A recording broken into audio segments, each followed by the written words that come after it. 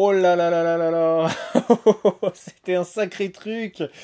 Salut à tous, bienvenue dans cette nouvelle émission du comptoir de la pop culture. Aujourd'hui, il va s'agir de Avengers Infinity War, vous le savez, le film qui était attendu depuis très longtemps. Là, je ressors de ma petite session du film, de la projection. Alors déjà, juste deux petits mots sur le comptoir de la pop culture. Pour rappel, c'est un petit espace où je vais parler un petit peu de films, de séries qui me plaisent, hors jeux vidéo. Bien sûr, le côté jeux vidéo continue sur la chaîne, mais là, on se concentre plus sur d'autres aspects de la pop culture. On a déjà fait avec Black Panther, avec Ready Player One, voilà, des vidéos qui ont plu visiblement, donc on continue. Et aujourd'hui, donc c'est Avengers. Donc l'avis général, j'ai passé un bon moment. C'est un bon film de super-héros. Par contre, je vous conseille vraiment de le prendre comme un film de super-héros. Moi, j'y suis allé comme ça. Je me suis dit, ça va être léger, il va y avoir de l'héroïsme. Voilà, c'est un divertissement. C'est pour s'amuser. Faut pas en attendre énormément, même si c'est bien fait. Mais voilà. Donc c'est déjà le postulat que j'avais en allant le voir. La façon avec laquelle j'ai accueilli le film. Alors au niveau de l'histoire par contre, voilà, faut s'accrocher, je vous conseille vivement d'avoir vu quelques-uns de ces films-là qui sont quand même assez importants, le mieux c'est de les avoir tous vus, parce qu'en fait tous ces films qui ont été faits depuis 10 ans servaient à arriver à ce gros moment, donc qui était l'arrivée de Thanos, le gros méchant, et on va le voir arriver avec son armée de, de, de, de sbires.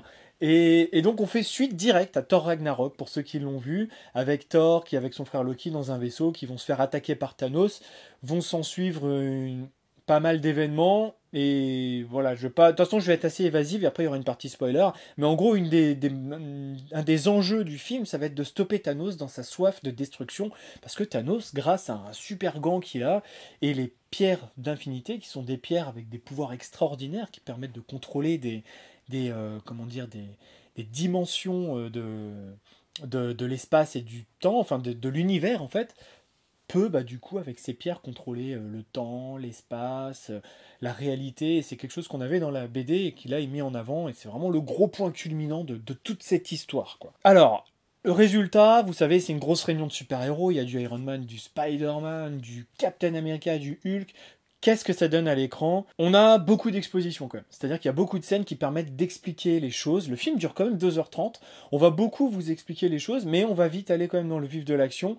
Et le mélange entre les personnages, c'était un petit peu ce qui pouvait faire craindre, parce qu'on a vraiment des disparités, quoi, entre un Spider-Man et un Doctor Strange qui est très premier degré. Ben en fait, ça fonctionne bien. Les personnages, justement, avec certains décalages, se lancent des vannes assez cool. On reparlera de l'humour tout à l'heure. Les univers se marient globalement bien, même si on a un petit peu l'impression de patchwork. C'est-à-dire qu'on a pris un petit bout des Gardiens de la Galaxie ici, un petit bout de Black Panther, même si c'est moins bien traité que dans Black Panther. On assemble un peu tout. Ça marche ça marche bien globalement, mais c'est vrai que ça tranche vraiment d'un univers à l'autre. Après, ce qui est pas mal, c'est que dans chaque univers, chaque lieu, chaque personnage, on y passe un petit peu de temps. C'est-à-dire que vous allez passer des fois plus de 10-15 minutes avec les mêmes personnages, ce qui permet de suivre l'action, même si elle est segmentée en plusieurs lieux. On perd pas le fil, on n'est pas perdu dans l'histoire, malgré le nombre de personnages. Ça, c'était déjà bien de pouvoir s'y retrouver au niveau de l'histoire. Donc je le disais aussi au niveau de l'implication, c'est vraiment bien d'avoir vu les films d'avant, parce que là, les personnages vont absolument pas être développés. Le seul qui va être développé, ça va être Thanos, on y reviendra tout à l'heure, mais n'attendez pas un développement des personnages non plus, ils vont pas énormément évoluer du début à la fin, on retrouve les mêmes, ils sont présentés, c'est limite on dit même pas leur nom, on est censé savoir qui ils sont, et voilà. Donc on a un développement quasi nul là-dessus. Au niveau de l'humour, euh, il y a beaucoup d'humour dans le film. Moi, je m'attendais à ce qu'il y ait énormément d'humour. De toute façon, ça fait depuis longtemps que j'attends plus un ton sérieux dans un film Marvel. J'ai accepté le côté humour exagéré. Et là, vraiment, on en a une couche, mais c'est vraiment hallucinant, quoi. Et bien sûr, le summum est atteint avec les Gardiens de la Galaxie, qui ont quand même une présence assez importante, qui sont assez importantes de toute façon dans l'enjeu, parce qu'on a quand même Gamora, qui est une des filles de Thanos. C'est rigolo, ça fonctionne, ça fait mouche, la salle rigolait, on se marre, on passe un bon moment. C'est pas forcément logique, ça arrive des fois à des moments qui sont un petit peu graves, et là, hop, il y a une petite blague qui sort.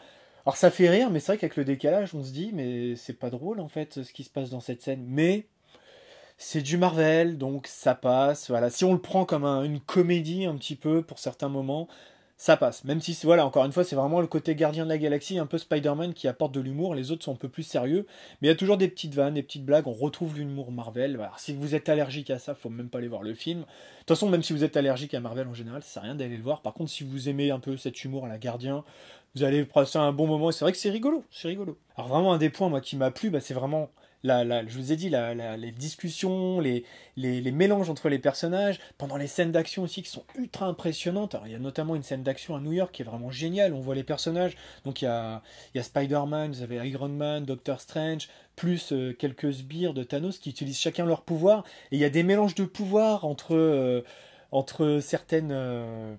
bah, je vais pas tout vous dire, mais voilà, il y a des mélanges de pouvoirs qui sont assez intéressants, visuellement ça marche bien. C'est un peu épileptique, hein. Faut un peu s'y retrouver des fois. Ça part dans tous les sens, c'est pas forcément ultra lisible au niveau de l'action, mais on en prend plein la vue. Et ça pour chaque scène d'action. Elles sont vraiment bien faites. Après, ça reste en CGI, donc en image de synthèse, ça se voit, ça reste du Marvel encore une fois. C'est pas là où ils maîtrisent le mieux hein, les effets spéciaux, même si c'est encore une fois bien, mais voilà, on n'est pas à un niveau non plus au-dessus, mais ça va être plus dans la mise en scène, dans les situations, surtout avec le mélange des personnages. Ça marche super bien, on en prend plein la vue, on en redemande. Et c'est vraiment incroyable. Des fois, des scènes qui sont juste fantastiques avec à base de gros éléments qui arrivent sur d'autres personnes. Enfin, je ne vais pas en dire plus, mais franchement, c'est en termes de blockbuster hollywoodien qui en met plein la vue, on en a carrément pour son argent, quoi. Donc voilà, le mélange globalement entre tous les personnages se fait bien. Ça se fait bien, ils sont pas développés, mais l'alchimie fonctionne quand même, même s'il y a plusieurs groupes hein, qui sont mélangés, parce que l'action se passe sur Terre, dans l'espace, enfin à plusieurs endroits sur Terre, on va aussi voyager dans l'espace. On n'est pas perdu, encore une fois, au niveau des univers, parce que les univers sont très identifiables, ce qui des fois peut mélanger au niveau de la cohérence totale, comme je l'ai dit, mais ça fonctionne bien. Autre point, enfin un petit point négatif aussi que je trouvais, c'est un peu, il y avait des fois des rencontres un petit peu hasardeuses, c'est-à-dire que les personnages vont être en difficulté, et là, claquement de doigts, il y a le pote qui est derrière, qui arrive, comme on sait pas d'où il sort, mais il est là pour nous aider dans notre quête. On est dans l'espace, hop, hop, on va trouver par hasard un personnage qui est culte, et puis du coup on va se mettre ensemble. Hop, on a des points communs, on a des ennemis communs. Ça aussi, ça peut un peu en gêner certains, ça m'a un peu sorti deux, trois fois du film. C'est pas un point gênant, mais vu la légèreté du film et des films Marvel, c'est pas une grosse critique, c'est pas un gros point négatif. Mais voilà, sachez qu'il va y avoir des rencontres un petit peu abusées, entre guillemets. L'autre point intéressant, c'était Thanos. Comment est-ce qu'on allait amener Thanos, qui est un peu le gros méchant? Ah, il est méchant, mais quelles étaient ses motivations? C'est la fille de Gamora, donc une des gardiennes de la galaxie. Enfin, c'est un enfant, en fait, qu'il a enlevé, donc c'est son beau-père en fait. Donc là-dessus, ça a été plutôt réussi. J'avoue que j'ai été un petit peu surpris. J'ai été un petit peu surpris, mais pour ça, voilà, on va devoir aller dans les spoils. Voilà, alors voilà. Je peux pas en dire plus. En tout cas, on n'est pas non plus au niveau de Killmonger dans Black Panther, mais sachez que le personnage de Thanos est bien développé. Mais pour vous faire comprendre ses motivations et ce qui m'a marqué un petit peu dans comment ça a été développé, on est obligé d'aller dans les spoils. Donc tout de suite, c'est parti. Spoil. Donc si vous êtes là, je considère que vous avez vu le film. Donc là, ça va spoiler sévère. Je ne veux pas non plus vous parler de tout. Je vais juste vous parler de Thanos notamment. Quelles sont ses motivations? Alors c'est intéressant parce que moi j'ai pas lu les BD, hein. Je pensais vraiment que ça allait être un gros méchant. Ah ouais, je veux détruire la Terre, je veux tout défoncer pour bah voilà, pour être le plus fort de l'univers. Mais non, pas du tout. En fait, ses motivations, c'est qu'il vivait dans un monde, donc sur le monde de Titan, dans lequel il y avait une espèce de décrépitude qui arrivait, un manque de ressources dû à une surpopulation. Donc il fallait trouver une solution, et sa solution, c'était de faire un génocide. Hein. C'est pas la meilleure des solutions, on le sait bien. Du coup, en permettant un génocide sur la moitié de sa population, de manière aléatoire, en choisissant les jeunes, les vieux, les riches, les pauvres, on avait l'autre moitié qui pouvait vivre de manière sereine et tranquillement. Alors sa proposition a été refusée, du coup, il s'est promis que, donc sa planète a été détruite, et il s'est promis que ce serait son objectif pour l'univers complètement. Donc ça part d'une vision noble, c'est-à-dire comment est-ce que dans l'univers, on pourrait vivre tous dans un paradis, en fait, de manière belle, sans avoir de problème de nourriture, d'argent, de maladie, parce qu'on ne serait pas en surpopulation. Par contre, sa solution, voilà, c'est d'exterminer la moitié de l'humanité, pas de l'humanité, de l'univers, des personnes vivantes dans la galaxie, enfin dans l'univers. Et c'est là où, voilà, comment dire, la finalité, pas mal, vivre dans un paradis, mais les moyens, non, ils sont pas du tout bien. Mais en tout cas, ça creuse un peu le personnage, on comprend un peu ses motivations. J'ai bien aimé aussi l'amour qu'il porte sur sa fille adoptive. On sent qu'il a quand même un amour. On voit une petite scène de flashback avec Gamora. C'est assez intéressant parce que ça montre justement l'image du père un petit peu là, qui est totalement écorné. Et par contre, pour lui, vraiment, c'est sa fille Gamora, quoi. Et c'est pour ça qu'on en reviendra tout à l'heure, mais quand il la tue, il y a une vraie tristesse. Petit point un peu négatif, je pense que ça aurait pu être plus développée, cette phase-là. Ça aurait été cool de voir un Thanos un peu plus... pour lequel on aurait un peu plus d'empathie. On en a un petit peu, pas beaucoup, mais avec... où vraiment on se dit, mais finalement, en fait, il a un bon fond, ou on le ressent pas assez. Ça aurait été intéressant et ça aurait mis en perspective avec son côté hitlérien, quoi, carrément, quoi, de génocide. C'est dommage, bon, c'est dommage, peut-être qu'ils ont pas voulu creuser. De toute façon, le film reste léger globalement, hein, là, ce dont je vous parle, c'est pas non plus, vous allez pas pleurer, je pense. Donc voilà pour Thanos. Ensuite, le deuxième point, voilà, je voulais un petit peu qu'on réfléchisse un petit peu, c'était par rapport, bien sûr, à la mort de tous ces personnages. Donc à la fin du film, on a une fin très pessimiste. Les personnages sont en échec permanent. Enfin, je veux dire, les personnages qui sont dans l'espace, donc les gardiens de la galaxie, Thor, ils font que se ramasser, ils se font éclater la gueule. Enfin voilà, c'est Gamora se fait kidnapper, elle meurt. Alors Thor, il se fait éclater, il arrive à revenir avec une hache. Doctor Strange, au final, tout ce qu'il a fait, ça sert à rien. Bon, il donne quand même la pierre d'infinité du temps. Il y a une raison, on s'en doute. C'est ce qui permet à Thanos d'être surpuissant et de tuer la moitié de l'univers avec un claquement de doigts, chose qui est reprise d'une image de la BD d'ailleurs. Mais il perd, en fait, il perd. Alors après, en visualisant tous les futurs possibles, on voit que Doctor Strange dit qu'il y a un seul futur possible, on gagne. Et quand il se retrouve, quand il a le choix entre soit laisser Tony mourir ou soit donner la pierre d'infinité, il choisit de donner la pierre. Peut-être que Tony aura vraiment un rôle important à jouer, et c'est pour ça qu'il ne meurt pas. Et peut-être que le sacrifice de Doctor Strange et le fait de donner la pierre font partie du plan qui permettent d'arriver, on l'imagine, à la victoire des Avengers dans l'épisode 4. Donc le méchant gagne, et les gentils se prennent une déculottée. Mais pas à ce point-là, bon sang, j'aurais pas cru. Spider-Man, il a été à peine introduit, il meurt. Gamora, on l'a dit, elle meurt. Doctor Strange meurt. Black Panther qui meurt, alors qu'il y a une suite qui a été annoncée, même Spider-Man. Il y a Bucky qui meurt. Enfin, il y a plusieurs personnages secondaires comme ça. Wanda, Vision. Enfin, c'est... là, avec ce qu'ils ont... En fait, il reste juste la core team de base des Avengers. Donc, Captain America, Iron Man, Hulk, Thor et Natasha. Voilà, il reste que eux. Donc, qu'est-ce qui va se passer? Enfin, en tout cas, c'était vachement culotté de faire ça de la part de Marvel et de Disney. Ça rappelle un petit peu la fin de Batman vs Superman, sauf que là, c'est ça, puissance 10, quoi.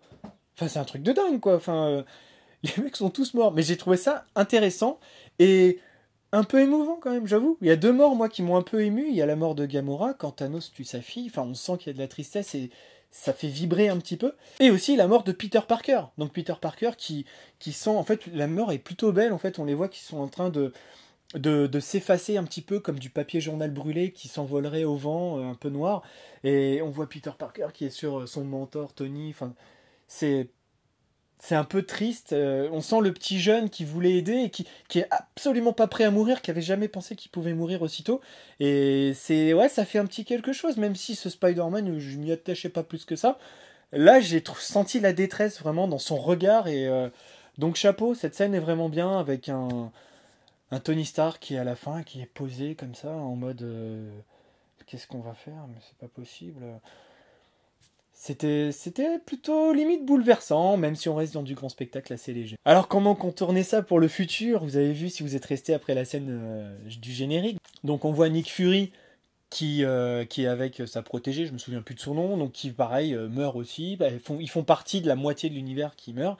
Mais avant de mourir, il a le temps de sortir son tatou et d'envoyer un petit message à un personnage secret, on ne sait pas qui c'est. Et là, le tatou tombe et on voit le sigle le symbole de Captain Marvel. Donc Captain Marvel, c'est un des prochains films Marvel qui arrive en mars 2019. Pour ceux qui ne savent pas qui c'est, comme moi, voilà, je savais pas trop qui c'est, je me suis un peu documenté. En gros, j'ai l'impression que Captain Marvel, c'est la Superman, quoi. Elle est super résistante, elle résiste à énormément de choses, elle a une force surhumaine, elle peut voler, elle peut utiliser de l'énergie pour créer des rayons de photons, enfin, c'est Superman, je suis désolé. Donc il appelle Captain Marvel. Le film Captain Marvel, visiblement, se passera dans les années 90, donc je pense que ce sera une préquelle, et c'est peut-être pour ça qu'il a un tatou qui est un peu une relique des années 90. C'est peut-être que à la fin de Captain Marvel, elle lui donnera ce tatou, dire oui, tu peux m'appeler quand tu veux et tout ça. Et puis du coup, Nick Fury le gardera avec lui jusqu'en 2018 lors de l'attaque de Thanos. On peut imaginer ça. Par contre, comment est-ce qu'elle va pouvoir faire revivre les autres ou quoi? J'en sais rien, peut-être qu'ils vont venir. Et c'est là que je me dis peut-être dans Ant-Man and the Wasp qui sort cet été, On va aller un peu plus loin au niveau quantique, on va puiser dans le côté subatomique un petit peu, on va traverser apparemment les réalités, et peut-être que là on va avoir des éléments de réponse qui vont nous permettre de rebondir sur Avengers 4, je pense. Donc ça risque d'être intéressant à suivre en tout cas. Voilà, en tout cas j'ai hâte de voir la suite, parce que là il y a forcément une incidence qui va arriver sur les prochains films, sur les séries Netflix aussi. Enfin je veux dire, dans le New York de Jessica Jones, de Daredevil, il y a la moitié des personnes qui sont mortes, donc forcément dans leur entourage on peut imaginer qu'il y a des gens qui meurent. On ne peut pas ne pas faire comme si le MCU n'existait pas dans les séries Netflix, alors que c'est un petit peu le cas en ce moment, parce qu'il y a c'est pas les mêmes entités de Marvel qui s'en occupent, mais là ils sont obligés d'en tenir compte, quoi. Donc ça va être intéressant à suivre, par exemple, je sais pas, dans la saison 3 de Jessica Jones, ça peut être rigolo. Voilà, en tout cas, allez voir Avengers Infinite War, c'est un bon film, un bon spectacle. Niveau fanservice, vous allez en prendre plein la vue. Niveau effets spéciaux, c'est génial. Il y a de l'humour, il y a un petit peu d'émotion, un peu de tendresse. Faut pas en attendre un message profond. On est loin, mais loin, mais loin de Black Panther et de ses thématiques plus matures. Mais on passe un bon moment, on s'éclate bien, c'est la formule Marvel. Alors si vous n'aimez pas Marvel, le film, vous allez le détester. Par contre, si vous adorez Marvel, vous allez l'adorer. Si vous êtes comme moi un peu mitigé, moi je suis plus Team DC, hein, j'avoue. Mais là, j'avoue que celui-ci, je l'ai vraiment adoré. Eh ben, vous allez prendre un bon pied, quoi. Voilà, ça sert à ça, le cinéma aussi. S'amuser, enfin, les œuvres de pop culture, les œuvres virtuelles, s'échapper, s'amuser, partager ça avec des copains, discuter. Et c'est pour ça que j'attends aussi vos retours dans les commentaires. Qu'est-ce que vous avez pensé de ce Infinite War? N'hésitez pas à en discuter. Et puis, si vous spoilez, mettez une petite balise spoiler, en gros, au début du commentaire, ça évitera les mauvaises surprises. Voilà, merci beaucoup en tout cas d'avoir suivi cette vidéo sur Avengers Infinity Wars. Un film à voir, encore une fois, au cinéma, hein, c'est mieux qu'en piratage ou à la télé, même ça se voit au cinéma, ce genre de film. Amusez-vous bien, matez des films, et puis bah, vive les super-héros. Allez, à bientôt, salut! I